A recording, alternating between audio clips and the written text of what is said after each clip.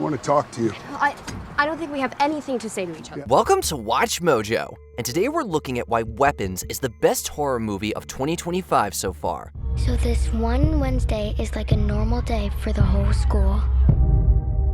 But today was different. We'll be keeping spoilers to a minimum. Number 10, The Haunting Setup. Weapons hooks us in from the opening scene as a young narrator, voiced by Scarlett Schur, recounts the tragedy that befell an everyday community. This is a true story that happened in my town. At 2:17 a.m., 17 children from the same class left their homes, disappearing into darkness. The only one who showed up to class the next morning was little Alex, played by Carrie Christopher, whom the media targets along with his teacher Justine, played by Julia Garner. I love those kids. It sounds like an age-old urban legend that a big brother or sister would tell their younger sibling before going to bed. Of course, nobody's going to sleep after hearing this goosebump-inducing tale. This is where the story really starts. As chilling as the setup is, it's what follows that gets under the audience's skin. Number 9, Effective Violence. As the narrator informs us, A lot of people die in a lot of really weird ways in this story. much like he did with Barbarbian, writer-director Zach Cregger doesn't submerge us in blood and gore from the get-go. Seeing a character wield a pair of scissors or accidentally get pricked with a used needle is enough to make us uneasy. Cregger takes his time building suspense, suggesting that something grisly is around the corner. Why just her classroom? Why only hers? That said, when Weapons inevitably takes a violent turn, Cregger knows how to make it hurt. He leans into practical effects over CGI, keeping the violence grounded, while also pushing the brutality as far as it can go without becoming cartoonish. The film also reminds us that any household item can be a weapon, from a fork to a vegetable peeler. I think it's best if you keep some distance from this place. Number 8, The Chilling Sound of Silence. In addition to writing and directing, Cregger worked on the film's music with brothers Ryan and Hayes Holiday. What do you see that I don't? While they turn in a sinister score, some of the most spine-tingling moments are when the film goes dead silent. With minimal music and sound, all you can hear is the audience's gasps and uncomfortable laughter as they question where the hell this scene is going. In a lesser film, the payoff will be a jump scare. Just from seeing the clip, I'm already spooked out. Oh, well, just you wait. While Weapons isn't without a few moments that'll have you leaping from your seat, Cregger understands how to catch his viewers off guard. He saves the jump scares for unexpected instances, while the quieter moments create an atmosphere that sends us into a collective state of anxiety. What I want is to be completely out of my own head, and I want to be taken away from the cares of my life. And I think that one of the easiest ways to get somebody out of their own head and to lock into an experience is to introduce a new anxiety. Number 7, It Spells Little Out. Many modern horror movies get bogged down in lore, over-explaining every detail. Mrs. Gandy's room was totally empty. And do you know why? Although Weapons opens and closes with narration, Cregger relies on visual storytelling for the most part. Cinematographer Larkin Siepel drapes the film in a menacing ambiance, casting a shadow over a suburb where nothing is as it seems. Everyone in this town is asking questions, although only a select few look for answers in the right places. Why did one classroom of kids decide on the same night at 2:17 in the morning to get out of bed, walk downstairs, open the front door, and walk out into the dark and never come back? While the film does provide answers to the most pressing mysteries, it's not all tied up in a tidy package.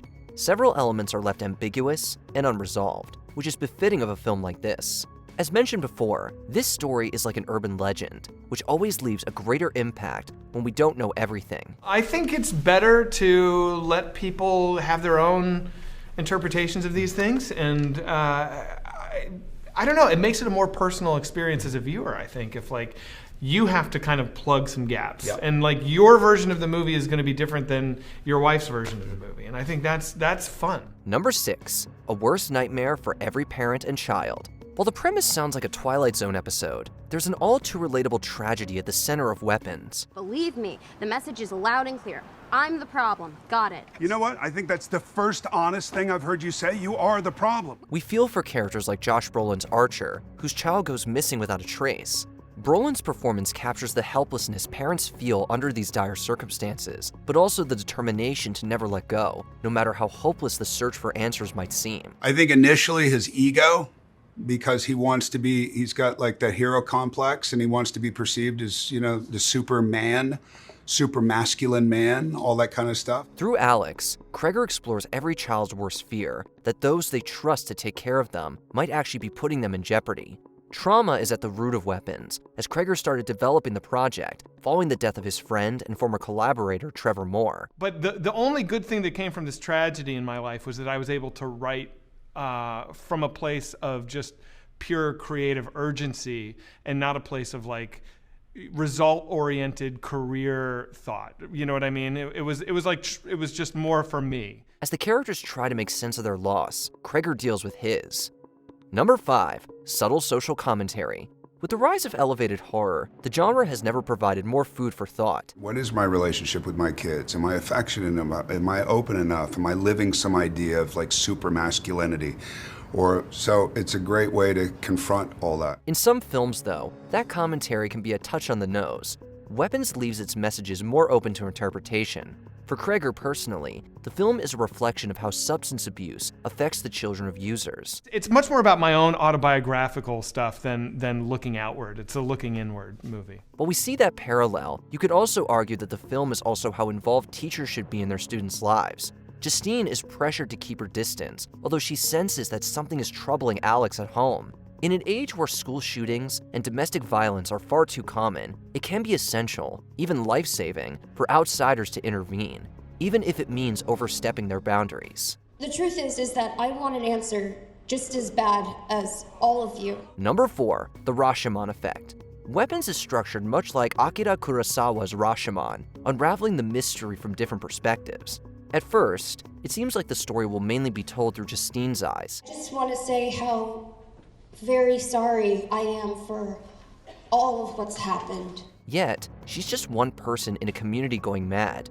Along with Brolin's Archer, other key players include Alden Ehrenreich as the town's most incompetent cop, Austin Abrams as a lowlife passing through town, and Benedict Wong as a principal trying to separate work from his personal life. You don't know where we're gonna go next. We gradually see how each of these characters is connected, providing more insight with every POV switch. We're surprised that more horror movies haven't utilized the Rashomon effect, but Cregger pulls it off with clever twists that eventually come together in an explosive climax. And with Weapons, when I had the idea in the middle, it was relief. Number 3, it's twistily hilarious. Cregger comes from a comedic background, getting his start as a founding member of the Whitest Kids You Know. I am at a loss. Trevor seems to have gotten the job anyway. I don't know why I'm here. You're here because of all that acid I took. What?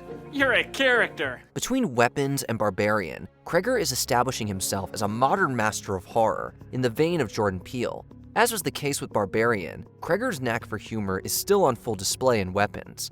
As grim as the film gets, there are several moments where the audience can't help but laugh. I honestly try not to intellectualize how am I gonna balance. I try and just kind of let it come as it comes, and then worry about it when I'm done. You know, so there's definitely some jokes on the cutting room floor. In some cases, it's because we're so disturbed that laughter is the only way to process our nervous tension.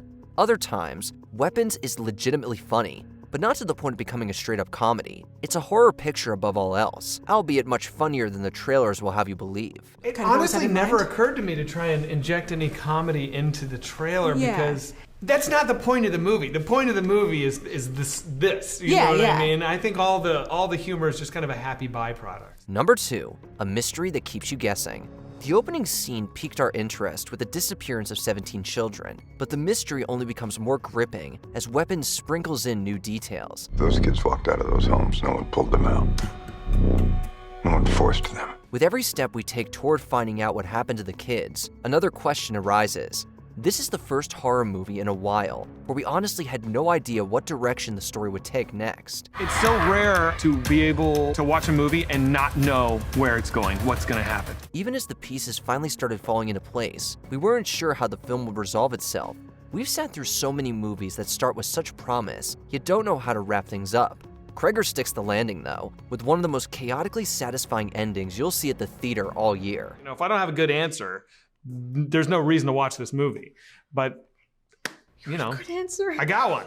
Before we continue, be sure to subscribe to our channel and ring the bell to get notified about our latest videos. You have the option to be notified for occasional videos or all of them. If you're on your phone, make sure you go into your settings and switch on notifications. Number 1. A new horror icon.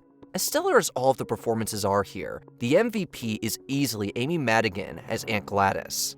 It's been almost 40 years since Madigan got an Oscar nomination for Twice in a Lifetime, although audiences probably know her best for films like Field of Dreams and Uncle Buck. Isn't so bad, is it? What? House, the family, the kids stay. Oh, yeah, no, it's great. This is great. You know, we should have done this a long time ago, something like this, you know, you and I. She's unrecognizable in Weapons, hidden under a ghastly red wig, thick glasses, and lipstick smeared across her face like some sort of demented clown. In an ideal world, Madigan would be in the running for another Best Supporting Actress nomination. It took me a long time to find Amy. But once I did, it was like there's no one else on Earth. There's no one else on the planet that can do what Amy did. Whether or not the Academy embraces her, Madigan has created a new horror icon that'll be stalking our dreams and inspiring Halloween costumes for years to come. And we tried to just make something really colorful and really off-putting at the same time. What did you think of Weapons? Let us know in the comments. I don't understand at all. Why just her classroom? Why only her?